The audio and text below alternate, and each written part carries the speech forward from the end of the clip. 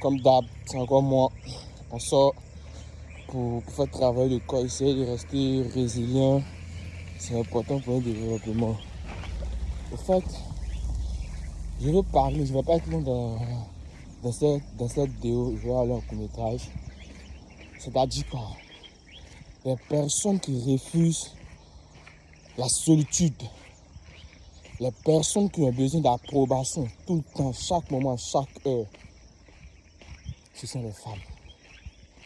Écoutez, je vous le dis, les personnes qui refusent la solitude et qui sont attachées à la validation, ce sont les femmes. Quand tu es un homme, tu n'as pas besoin de te soucier de ça. Quand tu es un homme, tu dois embrasser la solitude.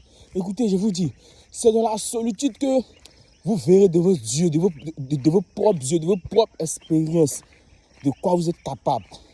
Ce que vous pouvez faire en étant seul, dans le silence, dans les quatre coins de la maison, les quatre murs de la maison. C'est en étant seul, vous pouvez vraiment reconnaître votre talent caché, votre don que Dieu a mis en vous. C'est réel, hein? Je vous parle par expérience. Écoute, quand tu es un homme, tu n'as pas besoin de l'approbation. Tu n'as pas besoin de la validation.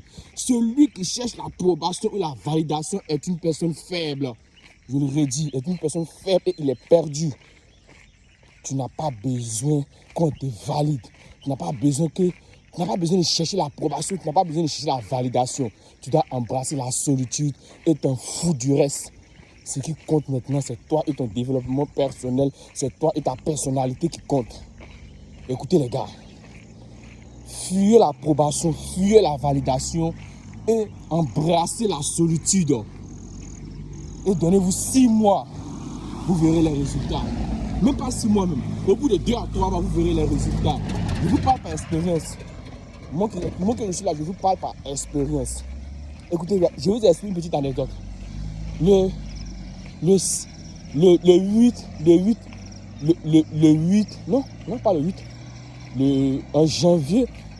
janvier, j'avais déjà écrit au fait ce que je voulais faire dans l'année. Je vous assure, c'est réel, je vous explique. J'avais déjà écrit ce que je voulais faire dans l'année. Et suite à ça maintenant, j'ai commencé à m'appliquer. Parce que chaque jour que je rentrais dans mon journal, je voyais ce que moi-même j'avais écrit avec la date. Donc je commençais à m'appliquer. Parce que quand je vois, c'est une mission que je me suis donnée. C'est une promesse que je me suis faite.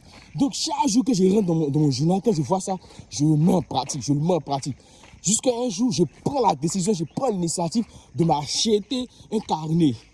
Dans ce carnet-là, tout part. Actuellement, ce carnet, il est rempli, il n'y a même plus de place.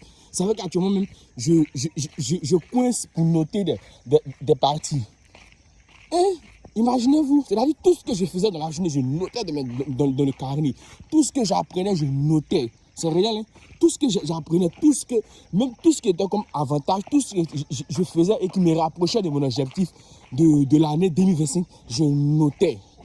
Et arrivé au 5 et au 6e mois, j'ai vu quelque chose en moi. Des idées ont commencé à apparaître. Des idées que je n'avais même pas auparavant. Jamais de la vie, je n'avais jamais pensé que je pouvais avoir ça, je vous assure. Et dès que j'ai cette idée-là, j'ai commencé à noter en même temps sur le champ. Parce que vous savez, si tu ne notes pas, tu vas oublier.